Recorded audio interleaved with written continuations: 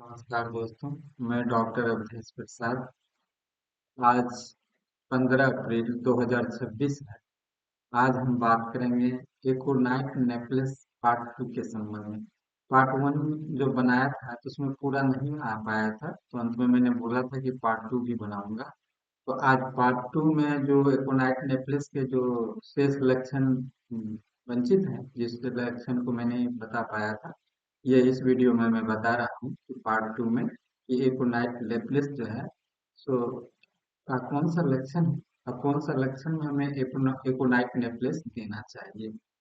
दोस्तों, एकोनाइट नेकलेस का पेशाब के संबंध में बात करेंगे कि पेशाब इसका जो होता है वो रंग लाल होता है, गर्म और बहुत तकलीफ देने वाला होता है।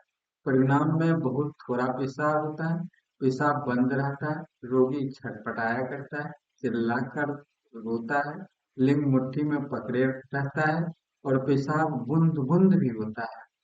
खून का भी पेशाब का भी हो सकता है। मूत्र नली में जलन भी होता है, पेशाब में कूथन और पेशाब करने के पहले है मालूम होता है।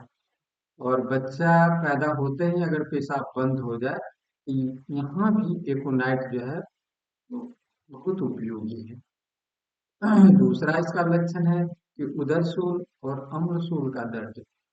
अगर एकोनाइट में जो दर्द कभी कभी हो सकता है वो खाली पेट हो या खाने के बाद भी हो। रोगी छटपटाया करता है, किसी दवा से लाभ नहीं होता है। इसमें दर्द का कोई वास्तविक कारण नहीं जान पड़ता है, पेट में जलन भी रहता है। अगर इस तरह का उधर दर्द हो तो आप एकोनाइट का प्रयोग कर सकते हैं। और अंग प्रत्यंग का दर्द, इसमें रोग वाली जगह जो होता है एकोनाइट में शून्य हो जाता है, झुनझुनी पैदा होने की तरह होता है। हाथ पैर जो होता है वो बर्फ की तरह ठंडा रहता है, शून्य रहता है। हाथ मानो टूटा हुआ हो, अकड़ा हुआ हो, भारी और पूरा शून्य हो गया हो, इस तरह का हो जाता है। और ऐसा दर्द होता है जैसे किसी ने मारा है। और बाएं हाथ का दर्द ऊपर से नीचे उतरता है। बाएं हाथ में दर्द जो होता है तो ये ऊपर से नीचे की ओर उड़ता है। बात या गठिया और गांठों का ये नया पर्दा भी हो सकता है। इसमें घुटना में वह कमजोरी भी महसूस होती है इसमें। और जोड़ों के पेशी बंधन मानो ढीला पड़ गया हो, हिलने डुलने पर जोड़ों के भीतर जाए बिना दर्द की ही एक तरह की कट-कट की आवाज निकलती है। पीठ में भी दर्द रहता है, सांस लेने के समय में दर्द अधिक बढ़ जाता है। ये सब अंग प्रत्यंग में दर्द के लक्षण थे। अब हैजा, जब इसमें अतिसार हो जाए, हैजा हो जाए, उसमें भी एकोनाइट नेकलेस का जो है वह बहुत ही उपयोगी है। हैजा के तीनों अवस्था में तीनों अवस्था में एकोनाइट का प्रयोग किया जाता है। और हैजा फैलने के समय अगर डर हो, दहशत हो और इसके कारण अगर हैजा फैल गया हो तो वहां तो एकोनाइट बहुत ही उपयोगी है। और हैजा के किसी अवस्था में रोगी अगर निराश हो जाए, अपनी मृत्यु की बात करता हो, वहां एकोनाइट उपयोगी है। और इसका मस्तिष्क में रक्त संचालन, अगर भूख लगकर हो या क्रोध आने पर हो, मस्तिष्क में रक्त चढ़ जाने के कारण कोई बीमार पैदा हो जाए, यहाँ पर ग्लूटाथियोन और बेलाडोना ये दिया करते हैं। एकोनाइट भी यहाँ पर उपयोगी है।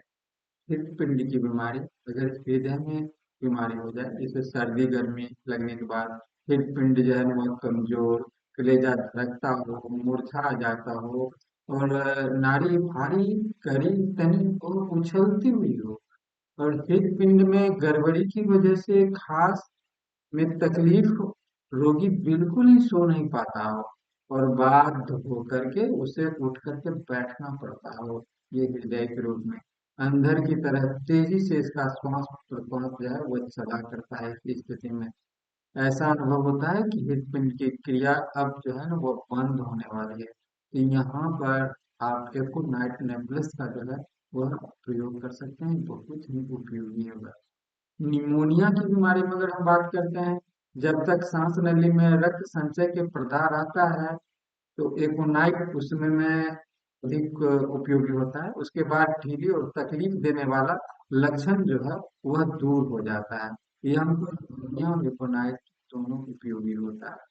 आंख की बीमारी की अगर बात करें तो सर्दी लगकर हो या सर्द हवा लगकर जो है आंख आता हो, इसके अलावा अगर एकाएक किसी कारण से आंखों में पर्दा हो जाए, आंख फूल जाए, लाल हो जाए, आंख के भीतर अगर गर्मी महसूस हो और आंख में बालू पड़ा हुआ हो, इस तरह का अगर अनुभव होता हो तो यहाँ भी आप एकोनाइट नेकलेस का उपयोग कर सकते हैं।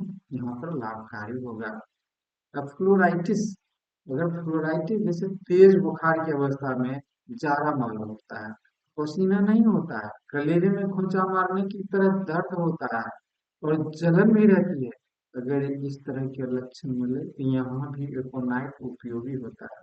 इससे कान का, अगर सर्द हवा लगने के बाद एकाएक कान की बीमारी हो जाए, जैसे कान में उठाव हो, टपक का दर्द हो, अगर इसके साथ ज्वर भी हो तो एकोनाइट जो है सो बहुत अधिक उपयोगी होता है।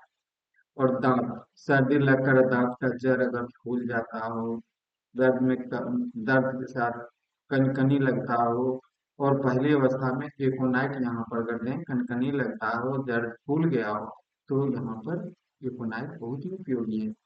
और दुग्ध ज्वर जब किसी महिला का स्तन में दूध जमा होने से अगर स्तन प्रदाह हो जाए, इस अवस्था में उसका स्तन गर्म हो जाए, लाल हो जाए, फूला हुआ हो जाए, उसे बहुत तेज बुखार भी हो जाए और शरीर की और सारी परेशानियां हो, तो एकोनाइट यहाँ पर बहुत ही उपयोगी है। एकोनाइट का ये सब लक्षण है। ये शेष जो बचे हुए लक्षण थे, ये पार्ट 2 में हमने बताया। इसके बाद अगले वीडियो में। धन्यवाद।